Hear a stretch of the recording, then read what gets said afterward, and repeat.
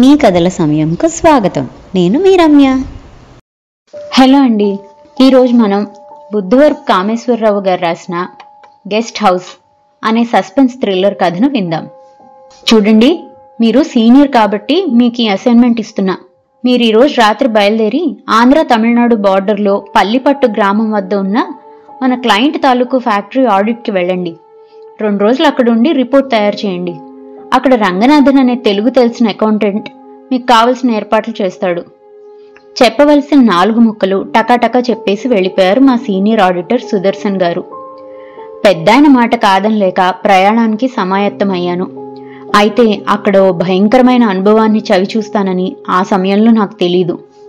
మర్నాడు ఉదయం చిత్తూరు రైల్వే స్టేషన్కి నన్ను రిసీవ్ చేసుకోవడానికి వచ్చాడు రంగనాథన్. ఓ 2 గంటల కారు ప్రయాణం తర్వాత కంపెనీకి చేరుకున్నాం. సుమారు 40 ఎకరాల స్థలంలో ఉంది ఆ కంపెనీ. ఫ్యాక్టరీ చుట్టూ పెద్ద ప్రహరీ గోడ, ముందు ఫ్యాక్టరీ ఆవరణ, అది దాటగానే ఓ చిన్న సైజు గోడ, దానికో చిన్న ఐరన్ గేట్. అది తీసుకొని ముందుకు వెళ్లగానే పెద్ద పెద్ద సర్వే చెట్లు, పిచ్చి మొక్కలతో నిండి ఓ చిన్న సైజు అరణ్యంలా ఉంది ఆ ప్రదేశం. సార్, అదిగో ఆ ఎడమవైపు కనిపిస్తున్న బిల్డింగే మన గెస్ట్ హౌస్. ఇక ఈ మార్గం ద్వారా తిన్నగా పోతే దూరంగా ఓ చిన్న గోడ కనబడుతుంది చూడండి, దాని తర్వాత ఉన్నదే క్యాంటీన్. ముందు మీరు ఫ్రెష్ అవ్వండి అంటూ నన్ను గెస్ట్ హౌస్ వైపు తీసుకొని వెళ్ళాడు రంగనాథన్. ఇంత నిర్మానుషంగా నిశ్శబ్దంగా ఉందేమిటి అనుమానం వచ్చి అడిగాను. ప్రస్తుతం అన్సీజన్ మూలంగా ఫ్యాక్టరీ నడవడం లేదు సార్, మెయింటెనెన్స్ మరియు ఆఫీస్ స్టాఫ్ మాత్రమే వస్తున్నాం చెప్పాడు రంగనాథన్. ఏయ్ ఆముదవల్లి, ఎక్కడున్నావు అని గట్టిగా కేక వేస్తూ. ఏంటి సారు ఆ అరుపులో? ఇక్కడే ఉన్నాగా, లోపల పక్క సర్దుతున్నా. ఓహో, ఈసారేనా మన గెస్టు అంటూ జుట్టు విరబోసుకొని వచ్చింది నల్లగా బలిష్టంగా ఉన్న ఓ 30 ఏళ్ల స్త్రీ నా వైపు అదోలా చూస్తూ. ఆ వాతావరణం, ఆమె ఆహార్యం చూడగానే నా ప్రాణం పోయినంత పనయింది. నా గుండెల్లో దడ నాకు స్పష్టంగా తెలుస్తుంది. నా 45 ఏళ్ల వయసులో ఎప్పుడూ ఇలా ఒంటరిగా లేను. ఆఖరికి లాడ్జీలలో కూడా కార్నర్ రూమ్ కాకుండా మధ్యలో ఉన్న రూమ్ అడిగి మరీ తీసుకునేవాణ్ణి. అలాంటిది ఈ కీకారణ్యంలో నేనొక్కడిని ఎలా? ఇలా ఆలోచిస్తూ, అవును, ఈ గెస్ట్ హౌస్లో నేను కాకుండా ఇంకా ఎవరైనా ఉన్నారా? భయం బయటకు కనపడకుండా అడిగాను. అబ్బే, ఎవరూ లేరు సార్, మీరొక్కరే. 3 నెలల తర్వాత ఇదిగో మీరే రావడం. ఫ్యాక్టరీకి దగ్గరలో ఏ లాడ్జీలు లేకపోవడంతో ఎవరొచ్చినా ఇక్కడే ఉంటారు సార్. క్యాంటీన్ నుంచి కాఫీ టిఫిన్ పంపిస్తా, మీరు రెడీ అయి ఆఫీస్కి వచ్చేయండి. ఆముదవల్లికి ఏదో చెప్పి వెళ్ళిపోయాడు రంగనాథన్. స్నానం చేసి ఏదో ఆలోచిస్తూ డ్రెస్ వేసుకుంటున్న నాకు తలుపు చప్పుడు కావడంతో ఉలిక్కి పడి వెళ్లి డోర్ తీశాను. ఎదురుగా నల్లగా తుమ్ము మొద్దులో ఉండి భుజాల మీదకి జారిపడుతున్న పెద్ద పెద్ద తల వెంట్రుకలను వెనక్కి తీసుకుంటూ, మీరొక్కరే నా గదిలో ఉండేది అడిగాడు.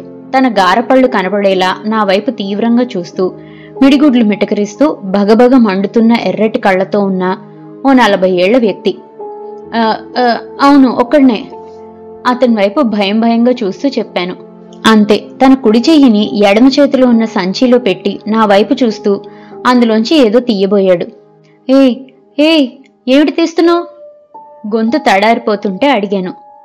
బాక్స్లో టిఫిన్, ఫ్లాస్క్లో కాఫీ అంటూ నన్ను తప్పించుకొని లోపలికి వచ్చి అవి బల్ల మీద పెట్టి వెళ్ళిపోయాడు, మరోసారి నా వైపు అనుమానంగా చూస్తూ. టిఫిన్ చేసి గెస్ట్ హౌస్ నుంచి ఫ్యాక్టరీలోని ఆఫీస్కి బయలుదేరిన నేను అప్పుడే క్యాంటీన్ నుంచి బయటికి వచ్చి నా వెనక వస్తున్న 2 కార్మికులు మాట్లాడుకుంటున్నా ఆ మాటలు వింటూ నెమ్మదిగా నడుస్తున్నాను. ఇదిగో ఆర్ముగం, ఈ గెస్ట్ హౌస్ దగ్గర రాత్రిళ్ళు దెయ్యాలు తిరుగుతున్నాయట తెలుసా అడిగాడు ఓ వ్యక్తి. అవును, మన వెంకటేష్ అయితే ప్రత్యక్షంగా చూశాడట కూడా ఆ 2 ఆడదెయ్యాల్ని. పాపం, ఆ తర్వాత వాడు 1 వారం రోజులు మంచం ఎక్కేశాడు చెప్పాడు ఆర్ముగం. ఇదిగో, ఇది గెస్ట్ హౌస్ కాదు, గోస్ట్ హౌస్. 2 ఏళ్ల క్రితం ఓ ఆఫీసర్ ఈ గెస్ట్ హౌస్కి వచ్చాడట. ఆ టైంలో ఆయన ఓ 2 అమ్మాయిల్ని రేప్ చేసి వదిలేశాట. ఓ 3 నెలల తర్వాత పాపం ఆ అమ్మాయిలు ఆత్మహత్య చేసుకున్నారట. ఆ పిల్లల ఆత్మలే దెయ్యాలే తిరుగుతున్నాయట. మొత్తం స్టోరీ చెప్పాడు రెండోవాడు. అంతే, వింటున్న నా వెంట్రుకలు నిక్కబొడుచుకున్నాయి. ఆ తర్వాత ఆఫీస్కి ఎలా చేరానో నాకే తెలీదు. సాయంత్రం వరకు ఆఫీస్ పనిలో బిజీగా ఉన్న నేను, సార్ ఇంక బయలుదేరదామా అన్న రంగనాథన్ పిలుపుతో ఉలిక్కి పడ్డాను. ఓ సారీ, పనిలో పడి టైం కూడా చూసుకోలేదు. అవును, ఈ రాత్రి నువ్వు నా రూంలో ఉండొచ్చు కదా, సరదాగా కబుర్లు చెప్పుకుంటూ కాలక్షేపం చేద్దాం. భయాన్ని లోపల దాచుకుంటూ అడిగాను. అయ్యో సారీ సార్, ఈరోజు సాయంత్రం మా అక్కని పాకాలలోని వాళ్ళ ఇంట్లో దింపి రావాలి. అవును, ఎల్లుండే కదా మీ రిటర్న్ జర్నీ, రేపు రాత్రి మటుకు తప్పకుండా వస్తాను సార్. రండి, మిమ్మల్ని గెస్ట్ హౌస్ వద్ద దింపి నేను ఇంటికి బయలుదేరుతాను అని లేవదీశాడు రంగనాథన్. ఆఫీస్ నుంచి గెస్ట్ హౌస్కి వెళ్తూ, రంగన్, అసలు దెయ్యాలున్నాయంటావా? నీ అభిప్రాయం ఏమిటి అని అడిగాను సందేహం తీర్చుకోవడానికి. అయ్యో, మీరు భలేవారు సార్, సిటీలో ఉండే మీరే ఇలా దెయ్యాల గురించి నమ్మితే ఎలా అన్నాడు రంగనాథం నా వైపు ఆశ్చర్యంగా చూస్తూ. దానికి నేను వెంటనే, అబ్బే, నేను అలాంటి వాటిని అస్సలు నమ్మను. అంతేకాదు, మా మావయ్య ఒకరు ఇలాంటి వారికి కౌన్సిలింగ్ కూడా ఇస్తూ ఉంటాడు. కానీ అంటూ ఉదయం నుంచి విన్న విషయాలన్నీ చెప్పాను. ఓ అదా, ఆ ఆఫీసర్ చాలా మంచి వ్యక్తి సార్. అది ఆ ఆఫీసర్ అంటే గిట్టని వాళ్ళు చేసిన ప్రచారం. ఆ అమ్మాయిల్లో ఒకరు ఆర్థిక పరిస్థితుల వలన, ఇంకో ఆమె అనారోగ్యం కారణంగా ఆత్మహత్య చేసుకున్నారు. అంతే తప్ప వారి చావుకి ఈయనకి ఎటువంటి సంబంధం లేదు సార్. ఇక దెయ్యాలు తిరగడం అనేది ఎవరో కల్పించిన పుకారు. సందేహం నివృత్తి చేశాడు రంగనాథన్. మరి ఆ గెస్ట్ హౌస్ వాచ్మెన్ ఆముదవల్లి చేష్టలేమిటి, అదోలా ఉన్నాయి అడిగాను, ఆ సందేహం కూడా తీర్చేసుకుందామని. అబ్బే, వాళ్ల చూపులు చేష్టలు అలాగే ఉంటాయి సార్, మీరు భయపడకండి. వాళ్ళు చాలా మంచి వాళ్ళు, ఎటొచ్చి కొంచెం పని బద్ధకం.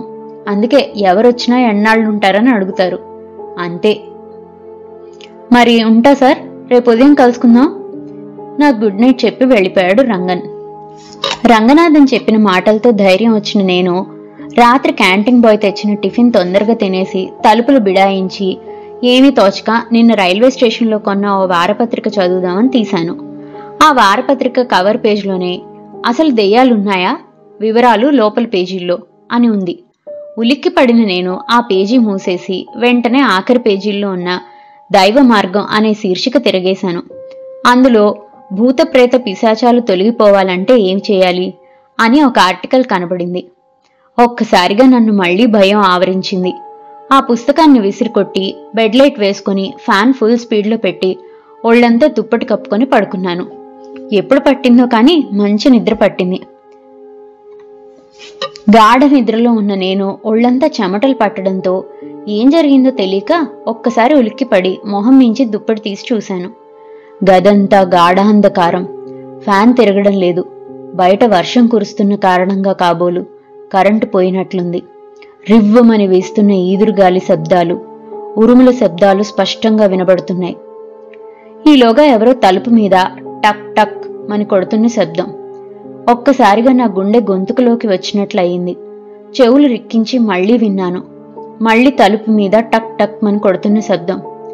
ఒరేయ్ పిరికి పందా, తలుపు తీయరా, ఎవరో ఆడమనిషి భయంకరంగా అరుస్తుంది. ఏం జరుగుతుందో కాసేపటి వరకు అర్థం కాలేదు. ఈలోగా కళ్ళు మిరమిట్లు గొలిపే భయంకరమైన వెలుగు, గుండెలు అదిరిపోయే పెద్ద శబ్దం. ఆ శబ్దానికి ఉలిక్కిపడి కిటికీలోంచి బయటికి చూశాను. ఎర్ర చీర తెల్ల చీర కట్టుకున్న ఇద్దరు అమ్మాయిలు గాలిలో ఎగురుతూ కిటికీ వైపు దూసుకొస్తున్నారు. అంతే, రెండు కళ్ళు మూసుకొని ఆంజనేయ దండకం చదువుకుంటూ తడుముకుంటూ వెళ్లి ఆ కిటికీ తలుపులు మూసేసి వచ్చి మంచం మీద వాలాను. మళ్లీ తలుపు మీద ఎవరో టక్ టక్ మని కొడుతున్న శబ్దం నా చెవులకు స్పష్టంగా వినబడుతుంది. ఈలోగా ఒరే పిరికి పందా, తలుపు తీయరా, ఈరోజు నిన్ను వదిలేది లేదు, వికటాట్టహాసం చేస్తూ అరుస్తుంది ఎవరో స్త్రీ. దేవుడా, నేనేం పాపం చేశాను? ఎందుకు నాకు ఈ నరకం? మా బాస్ నన్ను ఇక్కడికి పంపడం ఎందుకు? నేను రావడం ఎందుకు? పెద్ద ధైర్యవంతుల్లా రంగనాథన్ వద్ద దెయ్యాలు లేవని గొప్పలు చెప్పడం ఎందుకు? దేవుడా, నువ్వు ఉన్నావు, అలాగే ఆ దెయ్యాలు ఉన్నాయి, నేను నమ్ముతున్నా, వాటి నుంచి నువ్వే కాపాడాలి అనుకుంటూ ఏ శబ్దాలు వినపడకుండా చెవులు రెండు మూసుకొని ఆంజనేయ దండకం చదువుకుంటూ గజగజ వణుకుతూ చాలాసేపటి తర్వాత నిద్రలోకి జారిపోయాను. ఎవరో తలుపు మీద టక్ టక్ మని కొడుతున్న శబ్దానికి తుళ్లిపడి లేచాను. కిటికీ తలుపు వేయడం మూలాన గది చీకటిగా ఉంది. ఈసారి టక్ టక్ మన్న శబ్దంతో పాటు సార్ లేవండి, నేను క్యాంటీన్ బాయ్ని, కాఫీ తెచ్చాను అని వినబడడంతో అమ్మయ్యా బ్రతుకు జీవుడా అనుకుని వాచిలో టైం చూశాను. ఉదయం 7:30. కరెంటు లేకపోయినా మంచి నిద్ర పట్టింది అనుకుంటూ వెళ్లి తలుపు తీశాను. ఆ రోజు మధ్యాహ్నం భోజనం చేయడానికి రంగనాథన్తో కలిసి గెస్ట్ హౌస్కి వచ్చిన నేను, ఇదిగో రంగన్, ఈ రాత్రికి నాకు చిత్తూరు కానీ పుత్తూరు లాడ్జిలో కానీ ఓ రూమ్ బుక్ చేయవయ్యా. కొంచెం సీరియస్గానే చెప్పాను, భోజనం క్యారేజ్ విప్పుతూ. పర్వాలేదు, అలాగే చేద్దాం సార్, కానీ ఎందుకు? ఆశ్చర్యంగా అడిగాడు రంగనాథన్. ఎందుకంటే రాత్రి జరిగిన దెయ్యం సంఘటనలన్నీ పూసగుచ్చినట్లు చెప్పాను. దానికి గొళ్ళును నవ్వి, సార్, మీకు చెప్పేటంత గొప్పవాణ్ణి కాదు, కానీ ఈ దెయ్యం భయం అనేది మనం ఊహించుకునేదే. రాత్రి మీరు దెయ్యాల గురించి ఆలోచిస్తూ పడుకుని ఉంటారు. అందుకే జరిగిన సంఘటనలన్నీ కూడా ఆ దెయ్యం చేసినవే అనుకొని భావించి ఉంటారు అని చెప్పి ఓసారి రూమ్ బయటకు వెళ్ళాడు. కాసేపటికి నన్ను బయటకు కేకేసి, సార్ చూసారా, రాత్రి గాలివానికి ఈ మామిడి చెట్టు కొమ్మ సగం విరిగి ఇదిగో ఈ వసారా తలుపు మీద పడింది. అందుకే గాలి వీచినప్పుడల్లా టక్ టక్ మని శబ్దం వచ్చింది. ప్రాక్టికల్గా ఆ కొమ్మ ఊపి ఆ శబ్దం వినిపించాడు. నాకది నిజమే అనిపించింది. మళ్ళీ లోపలికొచ్చి భోజనానికి కూర్చుంటూ, ఏంటి సార్ ఈ కిటికీ తలుపులు మూసేశారు అడిగాడు రంగనాథన్. మరి అందులోంచే కదా ఆ 2 ఆడదెయ్యాలు నా వైపు రాబోయాయి. కొంచెం భయంతో చెప్పాను. ఊరుకోండి సార్ మీరు మరీను అని నవ్వుతూ ఆ కిటికీ తెరిచి, సార్ ఇవేనా రాత్రి మిమ్మల్ని భయపెట్టిన ఆడదెయ్యాలు? నన్ను కిటికీ వద్దకు రమ్మని సైగలు చేస్తూ చెప్పాడు రంగనాథన్. దూరంగా ఓ తుమ్మ చెట్టుకి చిటారు కొమ్మున కట్టబడి గాలికి అటు ఇటు వేలాడుతున్న ఎర్ర చీర తెల్ల చీర కట్టిన ఓ 2 దిష్టి బొమ్మలను చూసి, అవును అవే, అయితే అవి దెయ్యాలు కావా? గడ్డితో చేసిన దిష్టి బొమ్మలా విస్తుపోతూ అడిగాను. కాసేపటి తర్వాత తేరుకొని, సరే ఒప్పుకున్నా, మరి తలుపులు తీయరా అని కర్ణ కఠోరంగా అరిచింది ఎవరు? ఆఖరి సందేహం అడిగాను తిరిగి భోజనం వద్ద కూర్చొని. దానికి మళ్లీ గొళ్ళును నవ్విన రంగనాథన్, సార్ మన ఫ్యాక్టరీకి కూతవేటు దూరంలో సినిమా హాల్ ఉంది. అందులో ప్రస్తుతం ఏదో దెయ్యం సినిమా ఆడుతుంది. రాత్రి మీకు కరెంట్ లేకపోవడంతో నిశ్శబ్దంగా ఉండడం వలన ఆ సినిమాలోని డైలాగులు మీకు దగ్గరగా వినిపించుంటాయి అంతే సాంబార్ కలుపుకుంటూ చెప్పాడు. నిన్న ఉదయమే ఫ్యాక్టరీ గేట్ ముందు ఆ సినిమా వాల్ పోస్టర్ చూడడం వలన అతను చెప్పింది నిజమే అనిపించింది.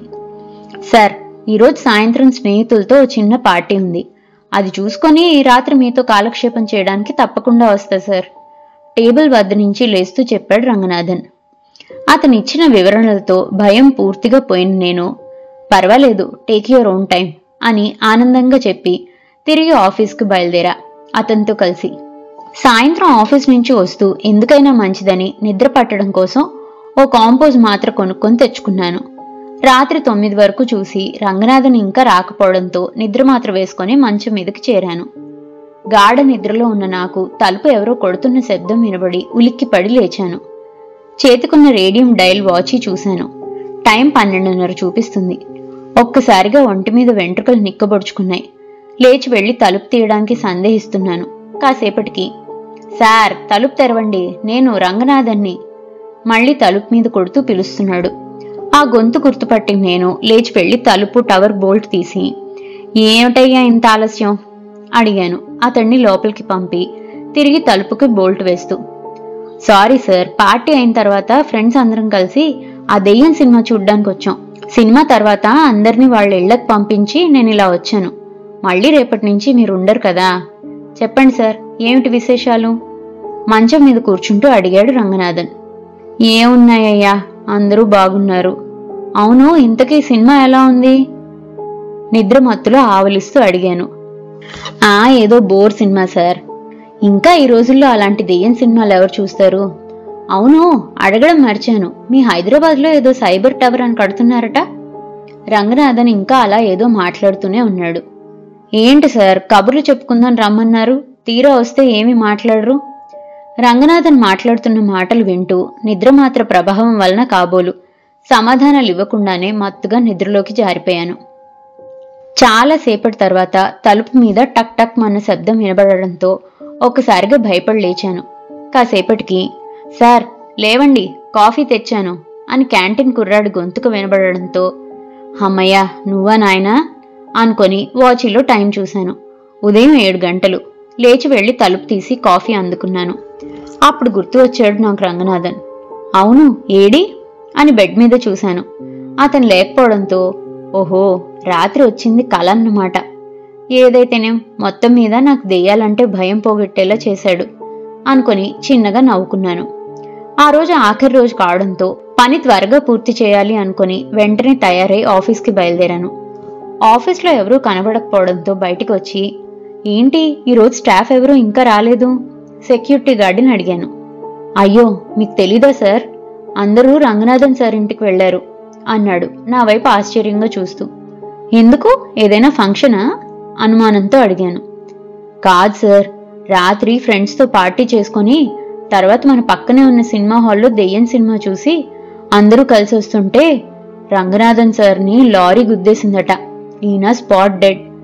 ఇంకా ఏదో చెబుతున్న అతన్ని ఆపి, అవునా, ఇంతకీ ఆ యాక్సిడెంట్ రాత్రి ఏ టైంలో జరిగిందట? ఏదో అనుమానం వచ్చి అడిగాను. అర్ధరాత్రి 12:30కి సార్. అంటే రాత్రి నా గదికి వచ్చింది. ఏదో ఆలోచిస్తూ నెమ్మదిగా నడుచుకుంటూ లోపలికొచ్చి కుర్చీలో కూర్చుండిపోయాను. అప్పుడే బయట నుండి వచ్చిన ఆఫీస్ బాయ్ తన చేతిలోని ఫోటో ఫ్రేమ్ బల్ల మీద పెట్టి దానికి దండ వేసి దండం పెడుతుండగా ఫోటోలో ఉన్న రంగనాథన్ నా వైపు నవ్వుతూ చూస్తుండగా. ఇదండి గెస్ట్ హౌస్ కథ. ఈ కథ గత సంవత్సరం ఒక ఫేస్బుక్ సమూహం వారు నిర్వహించిన కథల పోటీలలో బహుమతి పొందిన కథ. మరి ఈ సస్పెన్స్ థ్రిల్లర్ కథ మీకెలా అనిపించిందో చెప్తారు కదా. మరో మంచి కథతో మళ్ళీ కలుసుకుందాం. అంతవరకు సెలవు. ఈ కథ కనుక మీకు నచ్చినట్లయితే లైక్ చేయండి, షేర్ చేయండి. అండ్ మరిన్ని ఇంట్రెస్టింగ్ కథల కోసం ప్లీజ్ సబ్స్క్రైబ్ టు మీ కథల సమయం. Thank you.